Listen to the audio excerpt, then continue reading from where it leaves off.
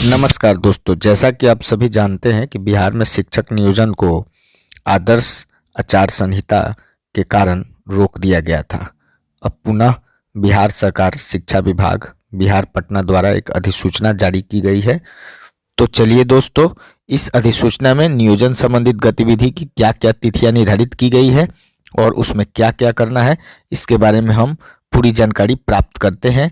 जैसा कि आप जानते हैं कि पूर्व में नियोजन की कार्रवाई दिनांक 29/7/2019 से प्रारंभ होकर विभिन्न संशोधित तिथियों के साथ दिनांक 10/12/2021 तक पूर्ण किया जाना था, लेकिन राज्य में पंचायत निर्वाचन 2021 के आलोक में आदर्श आचार संहिता प्रभावी होने की स्थिति में विभागीय अधिसूचना संख्या 1701 यानी 1701 दिनांक 22/10/2021 द्वारा नियोजन प्रक्रिया को अगले आदेश तक स्थगित किया गया था। अब 2 नंबर जो संख्या है उसमें बताया जा रहा है कि वर्तमान में पंचायत निर्वाचन 2021 के संपन्न होने के उपरांत आदर्श आचार संहिता समाप्त हो चुका है। उक्त स्थिति में विभागीय अधिसूचना संख्या 1142 दिनांक 1/7/2019 द्वारा प्रारंभ किए गए छठे चरण के माध्यमिक एवं उच्च माध्यमिक शिक्षक के नियोजन की प्रक्रिया को निम्न रूपेण पुनः निर्धारित किया जाता है। तो चलिए, क्रमांक 1 में दिया है नियोजन संबंधित गतिविधि में कि औपबंधित मेधा सूची का प्रकाशन मात्र वैसे नियोजन इकाई जहां औपबंधित मेधा सूची का प्रकाशन नहीं किया है वहां होगा और उसकी तिथि निर्धारित की गई है 10/1/2022। जी हाँ, 10 जनवरी 2022 को, दिन सोमवार। दूसरा, औपबंधित मेधा सूची पर आपत्ति कब तक प्राप्त की जाएगी? तो 11/1/2022 से 25/1/2022 तक, यानी 11 जनवरी 2022 से 25 जनवरी 2022 तक आपत्ति आप दे सकते हैं वैसे नियोजन इकाई जहां औपबंधित मेधा सूची पर आपत्ति प्राप्त नहीं किया गया है। तीसरी, औपबंधित मेधा सूची पर आपत्तियों का निराकरण होगा 1 फरवरी 2022 1/2/2022 को। वैसे नियोजन इकाई में ही यह होगा जहां निराकरण नहीं किया गया हो। चौथा, आपत्तियों का निराकरण कर अंतिम मेधा सूची का प्रकाशन। जी दोस्तों, अंतिम मेधा सूची का प्रकाशन 3 फरवरी 2022 को होगा, जो कि गुरुवार का दिन पड़ेगा। अब 5वें में दिया है नगर निगम के लिए अंतिम मेधा सूची से संबंधित उपलब्ध कोटिवार विषयवार रिक्ति के विरुद्ध मेधा क्रम में सम्मिलित अभ्यर्थियों के मूल प्रमाण पत्र का मिलान और सत्यापन। जी दोस्तों, इसके लिए आपको तिथि निर्धारित की गई है 8 फरवरी 2022। इसका भी दिन मंगलवार ही है। छठा में दिया हुआ है नगर परिषद के लिए अंतिम मेधा सूची से उपलब्ध कोटिवार या विषयवार रिक्ति के विरुद्ध मेधा क्रम में सम्मिलित अभ्यर्थियों के मूल प्रमाण पत्र का मिलान या सत्यापन। इसकी तिथि निर्धारित की गई है 9 फरवरी, ठीक एक दिन बाद 9 फरवरी 2022 को। 7वां दिया हुआ है नगर पंचायत के लिए अंतिम मेधा सूची से उपलब्ध कोटिवार या विषयवार रिक्ति के विरुद्ध मेधा क्रम में सम्मिलित अभ्यर्थियों के मूल प्रमाण पत्र का मिलान या सत्यापन। इसकी तिथि है 10 फरवरी 2022, दिन पड़ेगा गुरुवार। 8वां क्रम में दिया हुआ है कि जिला परिषद के लिए अंतिम मेधा सूची से उपलब्ध कोटिवार या विषयवार रिक्ति के विरुद्ध मेधा क्रम में सम्मिलित अभ्यर्थियों के मूल प्रमाण पत्र का मिलान या सत्यापन। इसकी तिथि निर्धारित हुई है 11 फरवरी 2022। 9वें क्रम में दिया हुआ है उपस्थित अभ्यर्थियों के मूल प्रमाण पत्र के मिलान या सत्यापन के आधार पर तैयार अंतिम चयन सूची का जिला परिषद या शहरी निकाय के द्वारा अनुमोदन। इसकी तिथि निर्धारित की गई है 14 फरवरी 2022, जो कि सोमवार का दिन होगा। 10वां क्रम में दिया हुआ है अनुमोदित अंतिम मेधा सूची एवं रोस्टर बिंदु के आधार पर चयनित अभ्यर्थियों की चयन सूची तथा विद्यालयवार एवं विषयवार रिक्ति का जिला के NIS के वेबसाइट पर प्रकाशन। जी दोस्तों, इसका वेबसाइट पर प्रकाशन किया जाएगा 15 फरवरी 2022 मंगलवार को।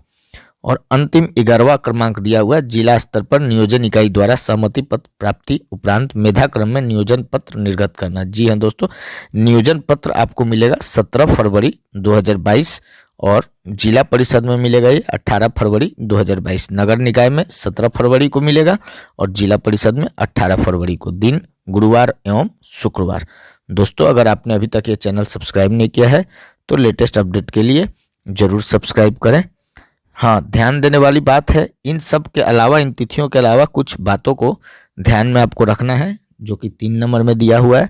प्रथम, समव्यवहार में मेधा सूची के अंतिम प्रकाशन के पश्चात उपलब्ध विषयवार या कोटिवार रिक्ति के सापेक्ष मेधा क्रम में अभ्यर्थियों को मूल प्रमाण पत्रों के सत्यापन हेतु नियत तिथि एवं स्थान पर बुलाया जाएगा और इच्छुक अभ्यर्थियों से नियोजन हेतु सहमति प्राप्त की जाएगी।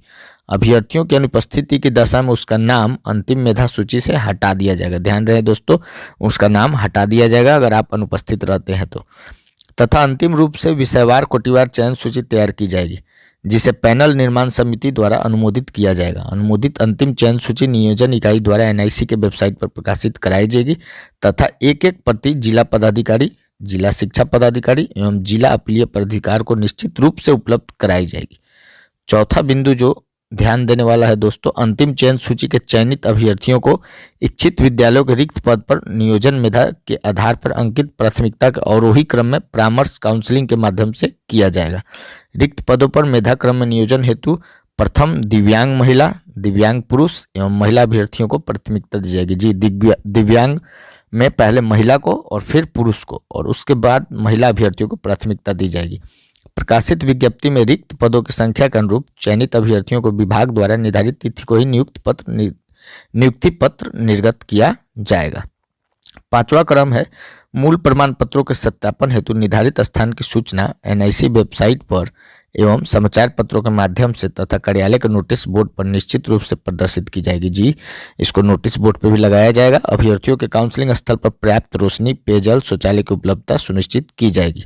चूंकि फरवरी माह में बिहार विद्यालय परीक्षा समिति के द्वारा मैट्रिक एवं इंटर की परीक्षा आयोजित की जानी है, जिससे जिला मुख्यालय के अधिकांश विद्यालयों में परीक्षा केंद्र निर्धारित रहेगी। ऐसी स्थिति में जिला शिक्षा पदाधिकारी जिला प्रशासन से समन्वय स्थापित कर काउंसलिंग हेतु पर्याप्त आधारभूत संरचना युक्त भवन या परिसर की उपलब्धता सुनिश्चित करेंगे। अर्थात मैट्रिक इंटर के एग्जाम के कारण थोड़ी सी स्थान की कमी होगी, जिसको पूर्ति किया जाएगा जिला शिक्षा पदाधिकारी और जिला प्रशासन के समन्वय से। छठा दिया हुआ है नियोजन इकाई वार काउंसलिंग की प्रक्रिया का वीडियोग्राफी भी कराया जाएगा। वीडियोग्राफी होगा तथा मेधा सूची में चयनित अभ्यर्थियों को मेधा क्रम से प्रमाण पत्र सत्यापन की कार्रवाई की जाएगी। नियोजन इकाई यह सुनिश्चित करेगा कि प्रमाण पत्र सत्यापन हेतु उपस्थित होने वाले अभ्यर्थियों की उपस्थिति एवं पंजी में संधारित की जाए तथा निर्धारित तिथि को सत्यापन कार्य समाप्त होने के पश्चात तत्समय उपस्थिति पंजी पर उपस्थित अभ्यर्थियों की संख्या को भी प्रमाणित करते हुए जिला कार्यक्रम पदाधिकारी स्थापना पंजी पर हस्ताक्षरित करेंगे। सातवां दिया हुआ है यदि काउंसलिंग की प्रक्रिया में किसी नियोजन इकाई द्वारा अनियमितता बरती जाती है तो जिला शिक्षा पदाधिकारी का यह दायित्व होगा कि 24 घंटे के अंदर जिला पदाधिकारी या माध्यमिक शिक्षा निदेशालय को इस सूचना से अवगत कराते हुए काउंसलिंग रद्द करने की अनुशंसा करेंगे तथा संबंधित नियोजन इकाई के विरुद्ध आवश्यक अनुशासनिक एवं दंडात्मक कार्रवाई हेतु सक्षम प्राधिकारी को अनुशंसित करेंगे। जी हाँ, किसी भी प्रकार की धांधली या अनियमितता को इसमें स्थान नहीं दिया गया है, इसके विरुद्ध 24 घंटे के अंदर कार्रवाई की जाएगी। आठवां क्रम दिया हुआ है जिला अंतर्गत सभी नियोजन इकाई जिला मुख्यालय में एक ही परिसर में काउंसलिंग एवं नियोजन पत्र निर्गत करने की कार्रवाई सुनिश्चित करेंगे। इस संबंध में जिला शिक्षा पदाधिकारी का दायित्व होगा कि सभी नियोजन इकाई के सदस्य सचिव एवं जिला पदाधिकारी समन्वय स्थापित कर नियोजन की कार्रवाई करना सुनिश्चित करेंगे। तो सारे नियोजन इकाई एक ही स्थान पर रहेंगे पूरे जिले भर का। नौवां दिया हुआ है नियोजन से संबंधित उक्त कार्यक्रम में विभाग के पूर्व अनुमति के बिना परिवर्तन नहीं किया जा सकता है। यानी जो भी तिथि निर्धारित की गई है उसमें कोई परिवर्तन बिना विभाग के नहीं होगा। अर्थात अगर कोई परिवर्तन होता है तो उसके लिए विभाग के द्वारा अधिसूचना निकाली जाएगी, अन्यथा उसी निर्धारित तिथि पे सभी कार्यक्रम पूर्ण होंगे। साथ ही विभाग के पूर्वनुमति के बिना निर्धारित समय तालिका से हटकर यदि किसी नियोजन इकाई द्वारा शिक्षकों का नियोजन किया जाता है तो ऐसे नियोजन को विभाग द्वारा मान्यता नहीं दी जाएगी और तदनुरूप अनुवर्ती कार्रवाई की जाएगी। जी, अगर इस तरह का बिना तिथि का किसी का भी अगर नियोजन होता है तो वो अमान्य घोषित होगा। 10वां क्रम है अधिसूचित नियुक्ति नियमावली के आलोक में नियोजन इकाई का दायित्व है कि विभागीय निर्देश एवं समय समय पर निर्गत परिपत्र के आलोक में शैक्षणिक और प्रशासनिक वेद डिग्रीधारी अभ्यर्थियों का नियोजन सुनिश्चित किया जाए। विद्यालय बिहार परीक्षा समिति शिक्षक पात्रता परीक्षा फल के आधार पर चयनित अभ्यर्थियों का एसटीटी प्रमाण पत्र का मिलान अनिवार्य रूप से कर लिया जाए। यह नियोजन इकाई के सदस्य सचिव की निजी जवाबदेही होगी। इसको जवाबदेही दिया गया है सदस्य सचिव को। भविष्य में फर्जी चयन पाए जाने पर सदस्य सचिव इसकी जवाबदेही निर्धारित की जाएगी। तो आपको मिलान जो है एसटीटी के रिजल्ट का निजी सचिव करेंगे और उन्हीं को उसकी पूरी जिम्मेवारी होगी। तो 11वां नंबर क्रम आप देखेंगे। नियोजन इकाई द्वारा काउंसलिंग के क्रम में नियोजन पत्र निर्गत करने के पूर्व शिक्षक पात्रता परीक्षा का मूल प्रमाण पत्र नियोजन इकाई में जमा करना अनिवार्य होगा। जी दोस्तों, आपका एसटीटी का प्रमाण पत्र इसमें जमा हो जाएगा नियोजन इकाई के पास। नियोजन इकाई द्वारा नियोजन से संबंधित वांछित सूचना या अंतिम मेधा सूची का प्रकाशन, उपलब्ध विषयवार एवं विद्यालयवार रिक्ति का प्रकाशन आदि संबंधित जिले के NIC वेबसाइट पर किया जाना अनिवार्य है। NIC के वेबसाइट पर सूचना प्रकाशित करने की जिम्मेदारी संबंधित नियोजन इकाई के सदस्य एवं सचिव एवं जिला शिक्षा पदाधिकारी की होगी। सारे सीट के बारे में आपको NIC के वेबसाइट पे जानकारी प्राप्त होगी। जिला शिक्षा पदाधिकारी एवं क्षेत्रीय शिक्षा उप निदेशक यह सुनिश्चित करेंगे कि उक्त निर्धारित कार्यक्रम के अनुसार नियोजन इकाई में नियोजन की प्रक्रिया संपन्न हो। किसी प्रकार की कठिनाई होने पर संबंधित नियोजन इकाई के सदस्य सचिव से संपर्क स्थापित कर उत्पन्न कठिनाई के निराकरण हेतु पहल करेंगे। नियोजन नहीं होने की स्थिति में इनके द्वारा सुस्पष्ट प्रतिवेदन निदेशालय को उपलब्ध कराया जाएगा।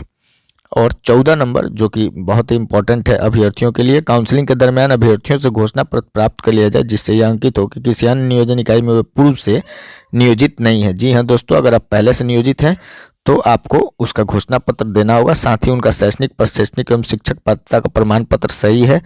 गलत सूचना देने पर नियोजन इकाई द्वारा संबंधित विरुद्ध आवश्यक अनुशासनिक एवं कानूनी कार्रवाई भी की जा सकती है आप पर। 15 नंबर में दिया हुआ, नगर निकाय के पुनर्गठन के कारण कतिपय पंचायत का उत्क्रमण नगर पंचायत, नगर परिषद, नगर निगम में किया गया है। इस प्रकार नगर पंचायत का उत्क्रमण नगर परिषद में किया गया है। ऐसी स्थिति में पंचायत में अवस्थित विद्यालयों में वर्ष 2019 में उपलब्ध रिक्ति के सापेक्ष नियोजन की कार्रवाई तत्कालीन नियोजन इकाई यथा जिला परिषद द्वारा किया जाएगा। नियोजन के उपरांत विद्यालय की स्थिति को दृष्टिपथ में रखकर संबंधित शिक्षक की सेवा नगर निकाय को हस्तांतरित कर दी जाएगी। वैसे नगर निकाय जिनका उत्क्रमण पूर्ण रूप से किसी अन्य नगर निकाय में किया गया और वर्तमान में अस्तित्व में नहीं है, में नियोजन कार्रवाई नए नगर निकाय द्वारा की जाएगी। उपयुक्त अधिसूचनाओं के अंतर्गत नियोजन की कार्रवाई से संबंधित निर्गत अन्य निर्देश उक्त हद तक संशोधित समझे जाएंगे, शेष यथावत रहेगा। उक्त पर माननीय मंत्री शिक्षा विभाग का अनुमोदन प्राप्त है। और ये पत्र मनोज कुमार, विशेष सचिव सह निदेशक शिक्षा विभाग, पटना द्वारा निकाला गया है। पत्र का संख्या है 2157/2157, दिनांक 24/12/2021। तो दोस्तों, आप फिर से एक बार क्रम देख लें और इसी आधार पर आप अपनी तैयारी करें। अगर आप नियोजन के कतार में लगे हुए हैं तो नियोजन संबंधित गतिविधि का देख लीजिए। तिथि 10/1/2022 को औपबंधित मेधा सूची प्रकाशित होगा। जहां नहीं हुआ है औपबंधित मेधा सूची पर आपत्ति 11/1/2022 से लेकर 25/1/2022 तक होगा। जहां नहीं हुआ है औपबंधित मेधा सूची पर आपत्तियों का निराकरण जहां नहीं हुआ है वहां 1/2/2022 को होगा। और निराकरण कर अंतिम मेधा सूची का प्रकाशन 3 फरवरी 2022 को होगा। नगर निगम के लिए अंतिम मेधा सूची उपलब्ध होगी 8 फरवरी 2022, नगर परिषद के लिए 9 फरवरी 2022 और नगर पंचायत के लिए 10 फरवरी 2022, जिला परिषद के लिए 11 फरवरी 2022। और उसके बाद 14 फरवरी 2022 को सभी का सत्यापन किया जाएगा अभ्यर्थी का जो उपस्थित होंगे। और 15 फरवरी 2022 को NIC के वेबसाइट पर प्रकाशित कर दिया जाएगा। और तत्पश्चात 17 फरवरी और 18 फरवरी, 17 फरवरी को नगर निकाय में और 18 फरवरी को जिला परिषद में सहमति पत्र देकर नियोजन पत्र निर्गत किया जाएगा। तो दोस्तों, आगे के अपडेट के लिए चैनल को जरूर सब्सक्राइब करें और बेल बटन को दबाना ना भूलें। धन्यवाद।